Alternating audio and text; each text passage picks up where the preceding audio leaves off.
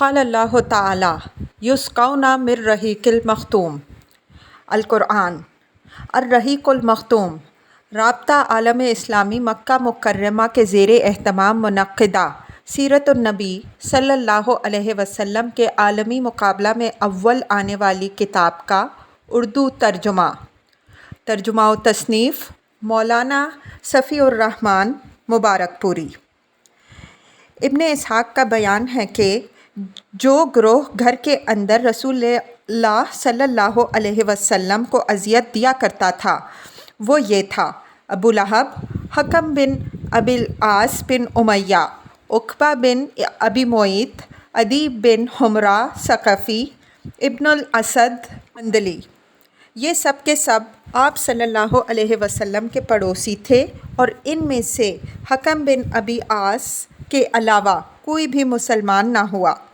ان کے ستانے کا طریقہ یہ تھا کہ جب آپ صلی اللہ علیہ وسلم نماز پڑھتے تو کوئی شخص بکری کی بچہ دانی اس طرح ٹکا کر پھینکتا کہ وہ ٹھیک آپ صلی اللہ علیہ وسلم کے اوپر گرتی۔ چولہے پر ہانڈی چڑھائی جاتی تو بچہ دانی اس طرح پھینکتے کہ سیدھی ہانڈی میں جا گرتی۔ آپ صلی اللہ علیہ وسلم نے مجبور ہو کر ایک گھروندہ بنا لیا تاکہ نماز پڑھتے ہوئے ان سے بچ سکیں۔ بہرحال جب آپ صلی اللہ علیہ وسلم پر یہ گندگی پھینکی جاتی تو آپ صلی اللہ علیہ وسلم اسے لکڑی پر لے کر نکلتے اور دروازے پر کھڑے ہو کر فرماتے: اے بنی عبد مناف، یہ کیسی ہمسائیگی ہے؟ پھر اسے راستے میں ڈال دیتے۔ عقبہ بن ابی معیط اپنی بدبختی اور خباثت میں اور بڑھا ہوا تھا، چنانچہ صحیح بخاری میں حضرت عبداللہ بن مسعود رضی اللہ عنہ سے مروی ہے کہ نبی صلی اللہ علیہ وسلم بیت اللہ کے پاس نماز پڑھ رہے تھے اور ابو جہل اور اس کے کچھ رفقا بیٹھے ہوئے تھے کہ اتنے میں بعض نے بعض سے کہا: کون ہے جو بنی فلاں کے اونٹ کی اوجھڑی لائے اور جب محمد صلی اللہ علیہ وسلم سجدہ کریں تو ان کی پیٹھ پر ڈال دے؟ اس پر قوم کا ایک بدبخت ترین آدمی عقبہ بن ابی معیط اٹھا اور اجڑی لا کر انتظار کرنے لگا جب نبی صلی اللہ علیہ وسلم سجدے میں تشریف لے گئے تو اسے آپ صلی اللہ علیہ وسلم کی پیٹھ پر دونوں کندھوں کے درمیان ڈال دیا۔ میں سارا ماجرا دیکھ رہا تھا مگر کچھ نہیں کر سکتا تھا، کاش میرے اندر بچانے کی طاقت ہوتی۔ حضرت ابن مسعود رضی اللہ عنہ فرماتے ہیں کہ اس کے بعد وہ ہنسی کے مارے ایک دوسرے پر گرنے لگے اور رسول اللہ صلی اللہ علیہ وسلم سجدے ہی میں پڑے رہے، سر نہ اٹھایا، یہاں تک کہ فاطمہ رضی اللہ عنہا آئیں اور آپ صلی اللہ علیہ وسلم کی پیٹھ سے اوجھڑی ہٹا کر پھینکی۔ تب آپ صلی اللہ علیہ وسلم نے سر اٹھایا، پھر 3 بار فرمایا: اللہم علیک بقریش، اے اللہ تو قریش کو پکڑ لے۔ جب آپ صلی اللہ علیہ وسلم نے بد دعا کی تو ان پر بہت گراں گزری، کیونکہ ان کا عقیدہ تھا کہ اس شہر میں دعائیں قبول کی جاتی ہیں۔ اس کے بعد آپ صلی اللہ علیہ وسلم نے نام لے کر بد دعا کی: اے اللہ ابو جہل کو پکڑ لے اور عتبہ بن ربیعہ اور شیبہ بن ربیعہ اور ولید بن عتبہ، امیہ بن خلف اور عتبہ بن ابی معیط کو پکڑ لے۔ انہوں نے 7واں بھی لیا لیکن راوی کو یاد نہ رہا۔ ابن مسعود رضی اللہ عنہ فرماتے ہیں: اس ذات کی قسم جس کے ہاتھ میں میری جان ہے، میں نے دیکھا کہ جن لوگوں کے نام رسول اللہ صلی اللہ علیہ وسلم نے گن گن کے لیے سب کے سب بدر کے کنویں میں مقتول پڑے ہوئے تھے۔ امیہ بن خلف کا وتیرہ تھا کہ وہ جب رسول اللہ صلی اللہ علیہ وسلم کو دیکھتا تو لعن طعن کرتا۔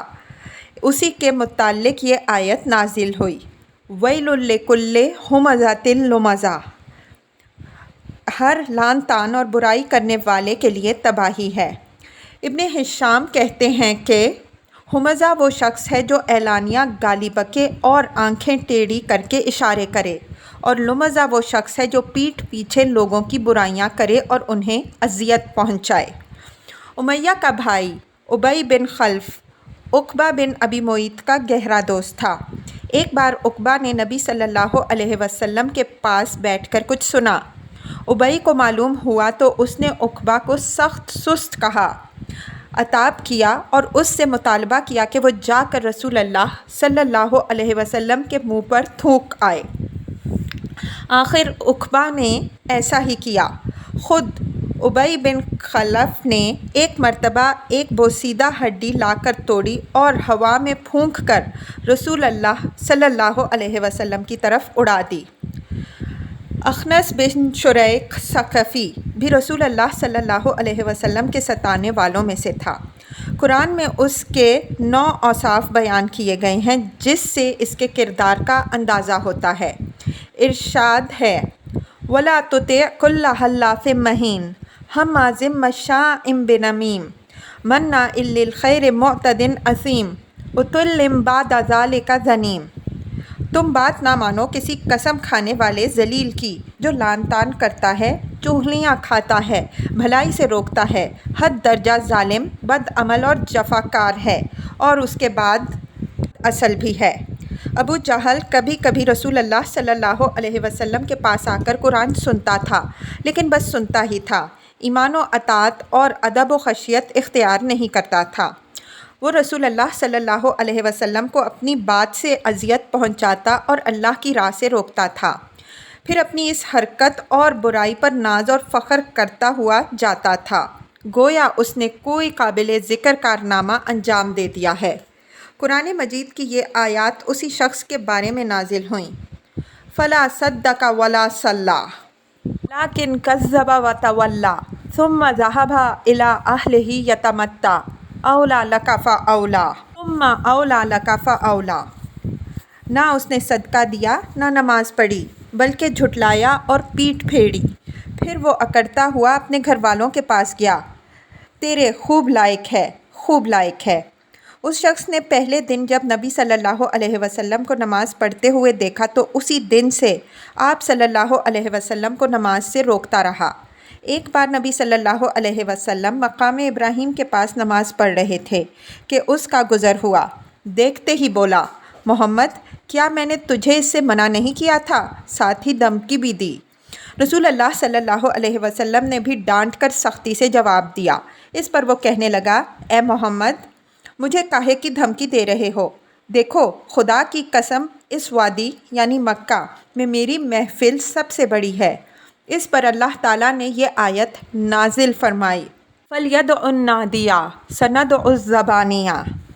اچھا تو وہ بلائے اپنی محفل کو، ہم بھی اپنے سزا کے فرشتوں کو بلائے دیتے ہیں۔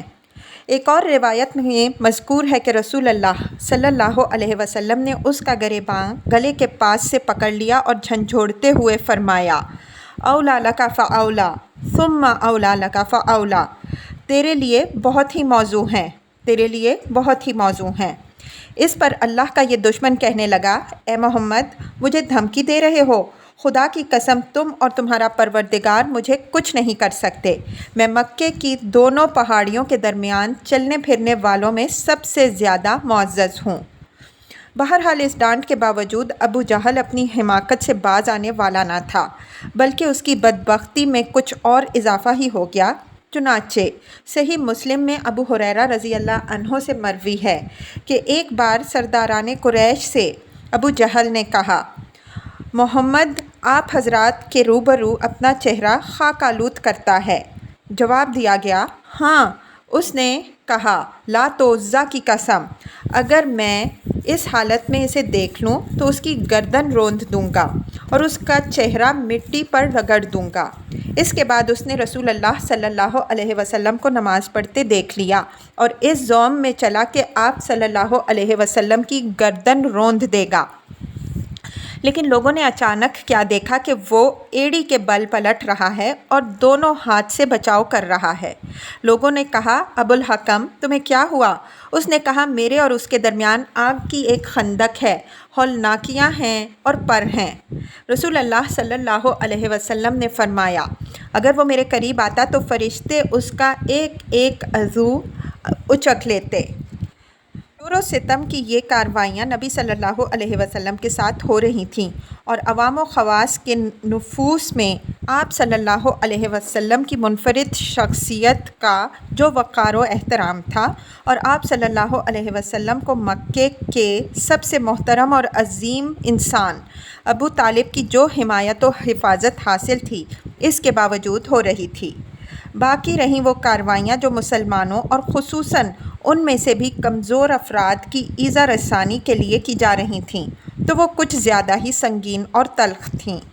ہر قبیلہ اپنے مسلمان ہونے والے افراد کو طرح طرح کی سزائیں دے رہا تھا، اور جس شخص کا کوئی قبیلہ نہ تھا، ان پر اوباشوں اور سرداروں نے ایسے ایسے جور و ستم روا رکھے تھے جنہیں سن کر مضبوط انسان کا دل بھی بے چینی سے تڑپنے لگتا ہے۔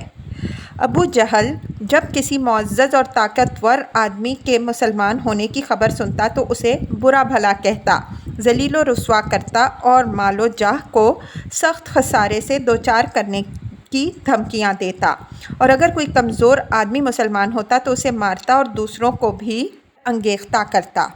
حضرت عثمان بن عفان رضی اللہ عنہ کا چچا انہیں کھجور کی چٹائی میں لپیٹ کر نیچے سے دھواں دیتا۔ حضرت مصعب بن عمیر رضی اللہ عنہ کی ماں کو ان کے اسلام لانے کا علم ہوا تو ان کا دانا پانی بند کر دیا اور انہیں گھر سے نکال دیا۔ یہ بڑے ناز و نعمت میں پلے تھے، حالات کی شدت سے دوچار ہوئے تو کھال اس طرح ادھڑ گئی جیسے سانپ کچلی چھوڑتا ہے۔ حضرت بلال رضی اللہ عنہ امیہ بن خلف کا غلام تھا۔ امیہ ان کی گردن میں رسی ڈال کر لڑکوں کو دے دیتا اور وہ انہیں مکے کے پہاڑوں میں گھماتے پھرتے تھے، یہاں تک کہ گردن پر رسی کا نشان پڑ جاتا تھا۔ خود امیہ بھی انہیں باندھ کر ڈنڈے سے مارتا تھا اور چلچلاتی دھوپ میں جبراً بٹھائے رکھتا تھا۔ کھانا پینا بھی نہ دیتا تھا بلکہ بھوکا پیاسا رکھتا تھا، اور اس سے کہیں بڑھ کر یہ ظلم کرتا تھا کہ جب دوپہر کی گرمی شباب پر ہوتی تو مکہ کے پتھریلے کنکروں پر لٹا کر سینے پر بھاری پتھر رکھوا دیتا تھا، پھر کہتا تھا خدا کی قسم تو اسی طرح پڑا رہے گا یہاں تک کہ مر جائے گا، یا محمد صلی اللہ علیہ وسلم کے ساتھ کفر کر۔ حضرت بلال رضی اللہ عنہ اس حالت میں بھی فرماتے تھے، احد احد۔ ایک روز یہی کارروائی کی جا رہی تھی کہ ابو بکر رضی اللہ عنہ کا گزر ہوا۔ انہوں نے حضرت بلال رضی اللہ عنہ کو ایک کالے غلام کے بدلے، اور کہا جاتا ہے کہ 200 درہم یا 280 درہم کے بدلے خرید کر آزاد کر دیا۔ حضرت عمار بن یاسر رضی اللہ عنہ بنو مخزوم کے غلام تھے۔ انہوں نے اور ان کے والدین نے اسلام قبول کیا تو ان پر قیامت ٹوٹ پڑی۔ مشرکین جن میں ابو جہل پیش تھا، سخت دھوپ کے وقت انہیں پتھریلی زمین پر لے جا کر اس کی تپش سے سزا دیتے۔ ایک بار انہیں اسی طرح سزا دی جا رہی تھی کہ نبی صلی اللہ علیہ وسلم کا گزر ہوا۔ آپ صلی اللہ علیہ وسلم نے فرمایا، آل یاسر صبر کرنا، تمہارا ٹھکانہ جنت ہے۔ آخر کار یاسر رضی اللہ عنہ ظلم کی تاب نہ لا وفات پا گئے، اور سمیہ رضی اللہ عنہا جو حضرت عمار رضی اللہ عنہ کی والدہ تھیں، ان کی شرمگاہ میں ابو جہل نے نیزہ مارا اور وہ دم توڑ گئیں۔ یہ اسلام میں پہلی شہیدہ ہیں۔ حضرت عمار رضی اللہ عنہ پر سختی کا سلسلہ جاری رہا۔ انہیں کبھی دھوپ میں تپایا جاتا تو کبھی ان کے سینے پر سرخ پتھر رکھ دیا جاتا اور کبھی پانی میں ڈبویا جاتا۔ ان سے مشرکین کہتے کہ جب تک تم محمد صلی اللہ علیہ وسلم کو گالی نہ دو گے یا لات و عزیٰ کے بارے میں کلمہ خیر نہ کہو گے، ہم تمہیں چھوڑ نہیں سکتے۔ حضرت عمار رضی اللہ عنہ نے مجبوراً ان کی بات مان لی، پھر نبی صلی اللہ علیہ وسلم کے پاس روتے ہوئے معذرت کرتے ہوئے تشریف لائے۔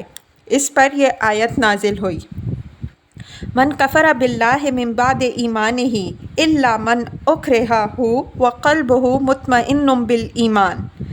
جس نے اللہ پر ایمان لانے کے بعد کفر کیا، اس پر اللہ کا غضب اور عذاب عظیم ہے، لیکن جسے مجبور کیا گیا ہو اور اس کا دل ایمان پر مطمئن ہو، اس پر کوئی گرفت نہیں۔ حضرت فقیہ جن کا نام افلاح تھا، بنی عبدالدار کی غلام تھے۔ ان کے یہ مالکان ان کا پاؤں رسی سے باندھ کر انہیں زمین پر گھسیٹتے۔ حضرت خباب بن ارت رضی اللہ عنہ قبیلہ خزاع کی ایک عورت ام انمار کے غلام تھے۔ مشرکین انہیں طرح طرح کی سزائیں دیتے تھے، ان کے سر کے بال نوچتے اور سختی سے گردن مڑوڑتے تھے، انہیں کئی بار دہکتے انگاروں پر لٹا کر اوپر سے پتھر رکھ دیا کہ وہ اٹھ نہ سکیں۔ زنیرہ اور نہدیہ اور ان کی صاحبزادی اور ام عبیس رضی اللہ عنہن یہ سب لونڈیاں تھیں۔ انہوں نے اسلام قبول کیا اور مشرکین کے ہاتھوں اسی طرح کی سنگین سزاؤں سے دوچار ہوئیں جن کے چند نمونے ذکر کیے جا چکے ہیں۔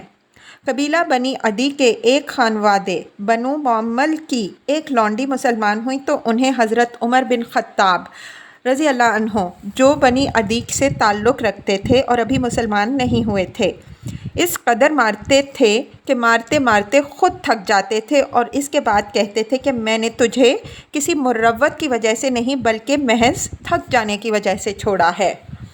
آخر کار حضرت ابو بکر صدیق رضی اللہ عنہ نے حضرت بلال رضی اللہ عنہ اور آمن بن فہیرہ کی طرح ان لونڈیوں کو بھی خرید کر آزاد کر دیا۔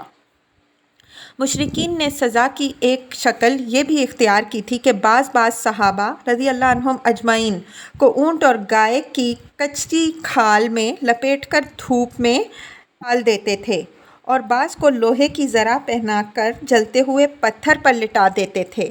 در حقیقت اللہ کی راہ میں ظلم و جور کا نشانہ بننے والوں کی فہرست بڑی لمبی ہے اور بڑی تکلیف دہ بھی۔ حالت یہ تھی کہ جس کسی کے مسلمان ہونے کا پتہ چل جاتا، مشرکین اس کے در پہ آزار ہو جاتے تھے۔ دارالارقم ان ستم رانیوں کے مقابل حکمت کا تقاضا یہ تھا کہ رسول اللہ صلی اللہ علیہ وسلم مسلمانوں کو قولاً اور عملاً دونوں طرح اسلام کے اظہار سے روک دیں اور ان کے ساتھ خفیہ طریقے پر اکٹھے ہوں، کیونکہ اگر آپ صلی اللہ علیہ وسلم ان کے ساتھ کھلم کھلا اکٹھے ہوتے تو مشرکین آپ صلی اللہ علیہ وسلم کے تزکیہ نفس اور تعلیم کتاب و حکمت کے کام میں یقیناً رکاوٹ ڈالتے اور اس کے نتیجے میں فریقین کے درمیان تصادم ہو سکتا تھا، بلکہ عملاً 4 نبوی میں ہو بھی چکا تھا، جس کی تفصیل یہ ہے کہ صحابہ کرام رضی اللہ عنہم اجمعین گھاٹیوں میں اکٹھے ہو کر نماز پڑھا کرتے تھے۔ ایک بار کفار قریش کے کچھ لوگوں نے دیکھ لیا تو گالم گلوچ اور لڑائی جھگڑے پر اتر آئے۔ جواباً حضرت سعد بن ابی وقاص رضی اللہ عنہ نے ایک شخص کو ایسی ضرب لگائی کہ اس کا خون بہہ پڑا اور یہ پہلا خون تھا جو اسلام میں بہایا گیا۔ یہ واضح ہی ہے کہ اگر اس طرح کا ٹکراؤ بار بار ہوتا اور طول پکڑ جاتا تو مسلمانوں کے خاتمے کی نوبت آ سکتی تھی، لہٰذا حکمت کا تقاضا یہی تھا کہ کام پس پردہ کیا جائے۔ چنانچہ عام صحابہ کرام رضی اللہ عنہم اجمعین اپنا اسلام، اپنی عبادت، اپنی تبلیغ اور اپنے باہمی اجتماعات سب کچھ پس پردہ کرتے تھے۔ البتہ رسول اللہ صلی اللہ علیہ وسلم تبلیغ کا کام بھی مشرکین کے روبرو کھلم کھلا انجام دیتے تھے اور عبادت کا کام بھی۔ کوئی چیز آپ صلی اللہ علیہ وسلم کو اس سے روک نہیں سکتی تھی۔ تاہم آپ صلی اللہ علیہ وسلم بھی مسلمانوں کے ساتھ خود ان کی مصلحت کے پیش نظر خفیہ طور پر جمع ہوتے تھے۔ ادھر ارقم بن ابی ارقم مخزومی رضی اللہ عنہ کا مکان کوہ صفا پر سرکشوں کی نگاہوں اور ان کی مجلسوں سے دور الگ تھلگ واقع تھا، اس لیے آپ صلی اللہ علیہ وسلم نے 5ویں سنِ نبوت سے اسی مقام کو اپنی دعوت اور مسلمانوں کے ساتھ اپنے اجتماع کا مرکز بنا لیا تھا۔ پہلی ہجرت حبشہ جور و ستم کا مذکورہ سلسلہ نبوت کے 4تھے سال کے درمیان یا آخر میں شروع ہوا تھا اور ابتداءً معمولی تھا، مگر دن بدن اور ماہ بماہ بڑھتا گیا، یہاں تک کہ نبوت کے 5ویں سال کا وسط آتے آتے اپنے شباب کو پہنچ گیا، حتیٰ کہ مسلمانوں کے لیے مکہ میں رہنا دوبھر ہو گیا اور انہیں ان پہم ستم رانیوں سے نجات کی تدبیر سوچنے کے لیے مجبور ہو جانا پڑا۔ انہی سنگین اور تاریک حالات میں سورہ کہف نازل ہوئی، یہ اصلاً تو مشرکین کے پیش کردہ سوالات کے جواب میں تھی، لیکن اس میں جو 3 واقعات بیان کیے گئے ہیں، ان واقعات میں اللہ تعالیٰ کی طرف سے اپنے مومن بندوں کے لیے مستقبل کے بارے میں نہایت بلیغ اشارات تھے۔ چنانچہ اصحاب کہف کے واقعے میں یہ درس موجود ہے کہ جب دین و ایمان خطرے میں ہو تو کفر و ظلم کے مراکز سے ہجرت کر کے تن بتقدیر نکل پڑنا چاہیے۔ ارشاد ہے وَإِذِ اعْتَزَلْتُمُوهُمْ وَمَا يَعْبُدُونَ إِلَّا اللَّهَ فَآوُوا إِلَى الْكَهْفِ يَنشُرْ لَكُمْ رَبُّكُمْ مِنْ رَحْمَتِهِ وَيُهَيِّئْ لَكُمْ مِنْ أَمْرِكُمْ مِرْفَقًا۔ اور جب تم ان سے اور اللہ کے سوا ان کے دوسرے معبودوں سے الگ ہو گئے تو غار میں پناہ گیر ہو جاؤ، تمہارا رب تمہارے لیے اپنی رحمت پھیلا دے گا اور تمہارے کام کے لیے تمہاری سہولت کی چیز مہیا کر دے گا۔ موسیٰ اور خضر علیہم السلام کے واقعے سے یہ بات ثابت ہوتی ہے کہ نتائج ہمیشہ ظاہری حالات کے مطابق نہیں ہوتے، بلکہ بسا اوقات ظاہری حالات کے بالکل برعکس ہوتے ہیں۔ لہٰذا اس واقعے میں اس بات کی طرف لطیف اشارہ پنہاں ہے کہ مسلمانوں کے خلاف اس وقت جو ظلم و تشدد برپا ہے، اس کے نتائج بالکل برعکس نکلیں گے، اور یہ سرکش مشرکین اگر ایمان نہ لائے تو آئندہ انہی مقہور و مجبور مسلمانوں کے سامنے سرنگوں ہو کر اپنی قسمت کے فیصلے کے لیے پیش ہوں گے۔ ذوالقرنین کے واقعے میں چند خاص باتوں کی طرف اشارہ ہے۔ نمبر 1، یہ کہ زمین اللہ کی ہے، وہ اپنے بندوں میں سے جسے چاہتا ہے اس کا وارث بناتا ہے۔ نمبر 2، یہ کہ فلاح و کامرانی ایمان ہی کی راہ میں ہے، کفر کی راہ میں نہیں۔ نمبر 3، یہ کہ اللہ تعالیٰ رہ کر اپنے بندوں میں سے ایسے افراد کھڑے کرتا رہتا ہے جو مجبور و مقہور انسانوں کو اس دور کے یاجوج و ماجوج سے نجات دلاتے ہیں۔ نمبر 4، یہ کہ اللہ کے صالح بندے ہی زمین کی وراثت کے سب سے زیادہ حقدار ہیں۔ پھر سورہ کہف کے بعد سورہ زمر کا نزول ہوا اور اس میں ہجرت کی طرف اشارہ کیا گیا اور بتایا گیا کہ اللہ کی زمین تنگ نہیں ہے۔ لِلَّذِينَ أَحْسَنُوا فِي هَٰذِهِ الدُّنْيَا حَسَنَةٌ وَأَرْضُ اللَّهِ وَاسِعَةٌ إِنَّمَا يُوَفَّى الصَّابِرُونَ أَجْرَهُمْ بِغَيْرِ حساب۔ جن لوگوں نے اس دنیا میں اچھائی کی ان کے لیے اچھائی ہے، اور اللہ کی زمین کشادہ ہے، صبر کرنے والوں کو ان کا اجر بلا حساب دیا جائے گا۔ ادھر رسول اللہ صلی اللہ علیہ وسلم کو معلوم تھا کہ پاشی شاہ حبش ایک عادل بادشاہ ہے، وہاں کسی پر ظلم نہیں ہوتا، اس لیے آپ صلی اللہ علیہ وسلم نے مسلمانوں کو حکم دیا کہ وہ فتنوں سے اپنے دین کی حفاظت کے لیے حبشہ ہجرت کر جائیں۔ اس کے بعد ایک طے شدہ پروگرام کے مطابق رجب 5 نبوی میں صحابہ کرام رضی اللہ عنہم اجمعین کے پہلے گروہ نے حبشہ کی جانب ہجرت کی۔ اس گروہ میں 12 مرد اور 4 عورتیں تھیں۔ حضرت عثمان بن عفان رضی اللہ عنہ ان کے امیر تھے، اور ان کے ہمراہ رسول اللہ صلی اللہ علیہ وسلم کی صاحبزادی حضرت رقیہ رضی اللہ عنہا بھی تھیں۔ رسول اللہ صلی اللہ علیہ وسلم نے ان کے بارے میں فرمایا کہ حضرت ابراہیم اور حضرت لوط علیہم السلام کے بعد یہ پہلا گھرانہ ہے جس نے اللہ کی راہ میں ہجرت کی۔ یہ لوگ رات کی تاریکی میں چپکے سے نکل کر اپنی نئی منزل کی جانب روانہ ہوئے۔ رازداری کا مقصد یہ تھا کہ قریش کو اس کا علم نہ ہو سکے۔ رخ بحر احمر کی بندرگاہ طیبہ کی جانب تھا۔ خوش قسمتی سے وہاں 2 تجارتی کشتیاں موجود تھیں جو انہیں اپنے دامن عافیت میں لے کر سمندر پار حبشہ چلی گئیں۔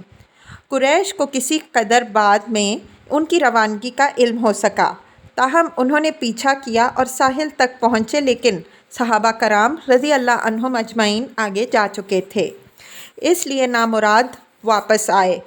ادھر مسلمانوں نے حبشہ پہنچ کر بڑے چین کا سانس لیا۔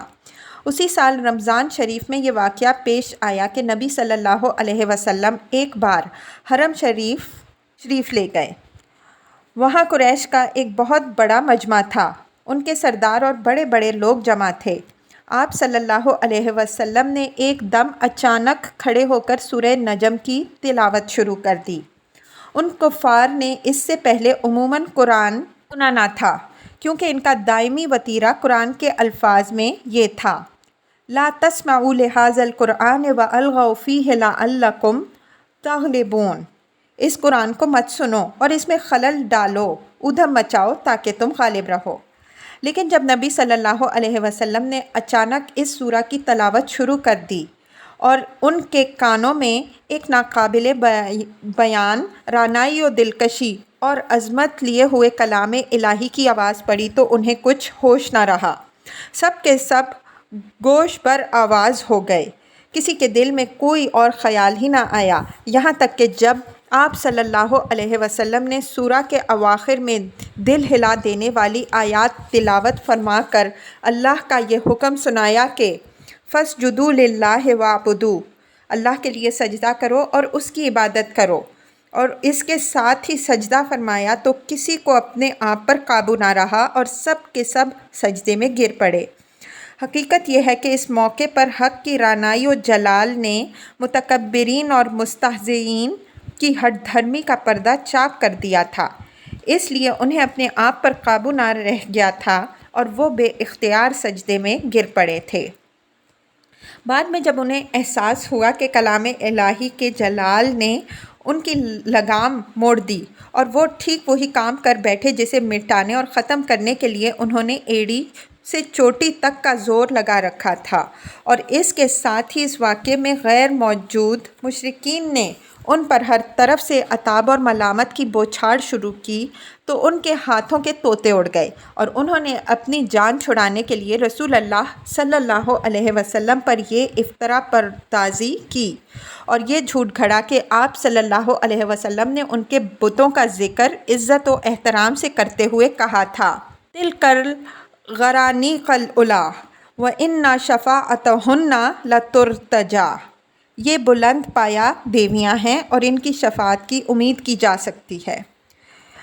حالانکہ یہ صریح جھوٹ تھا جو محض اس لیے گھڑا گیا تھا تاکہ نبی صلی اللہ علیہ وسلم کے ساتھ سجدہ کرنے کی جو غلطی ہو گئی ہے اس کے لیے ایک معقول عذر پیش کیا جا سکے، اور ظاہر ہے کہ جو لوگ نبی صلی اللہ علیہ وسلم پر ہمیشہ جھوٹ گھڑتے اور آپ صلی اللہ علیہ وسلم کے خلاف ہمیشہ قصہ کاری اور افترا پردازی کرتے رہے تھے، وہ اپنا دامن بچانے کے لیے اس طرح کا جھوٹ کیوں نہ گھڑتے۔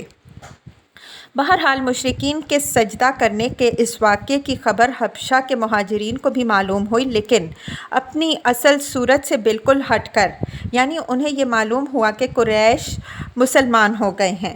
چنانچہ انہوں نے ماہ شوال میں مکہ واپسی کی راہ لی، لیکن جب اتنے قریب آ گئے کہ مکہ ایک دن سے بھی کم کے فاصلے پر رہ گیا تو حقیقت حال آشکارا ہوئی۔ اس کے بعد کچھ لوگ تو سیدھے حبشہ کی طرف پلٹ گئے اور کچھ لوگ چھپ چھپا کر یا قریش کے کسی آدمی کی پناہ لے کر مکے میں داخل ہوئے۔ دوسری ہجرت حبشہ۔ اس کے بعد ان مہاجرین پر خصوصاً اور مسلمانوں پر عموماً قریش کا ظلم و تشدد اور جور و ستم اور بڑھ گیا، اور ان کے خاندان والوں نے انہیں خوب ستایا، کیونکہ قریش کو ان کے ساتھ نجاشی کے حسن سلوک کی جو خبر ملی تھی اس پر وہ نہایت بجبیں تھے۔ ناچار رسول اللہ صلی اللہ علیہ وسلم نے صحابہ کرام رضی اللہ عنہم اجمعین کو پھر ہجرت حبشہ کا مشورہ دیا، لیکن یہ دوسری ہجرت پہلی ہجرت کے بالمقابل اپنے دامن میں زیادہ مشکلات لیے ہوئے تھی، کیونکہ اب کی بار قریش پہلے سے زیادہ چوکنا تھے اور ایسی کسی کوشش کو ناکام بنانے کا تہیہ کیے ہوئے تھے، لیکن مسلمان ان سے کہیں زیادہ مستعد ثابت ہوئے اور اللہ نے ان کے لیے سفر آسان بنا دیا، چنانچہ وہ قریش کی گرفت میں آنے سے پہلے ہی شاہ حبش کے پاس پہنچ گئے۔ اس دفعہ کل 82 یا 83 مردوں نے ہجرت کی۔ حضرت عمار کی ہجرت مختلف فی ہے اور 18 یا 19 عورتوں نے۔ علامہ منصور پوری رحمہ اللہ نے یقین کے ساتھ عورتوں کی تعداد 18 لکھی ہے۔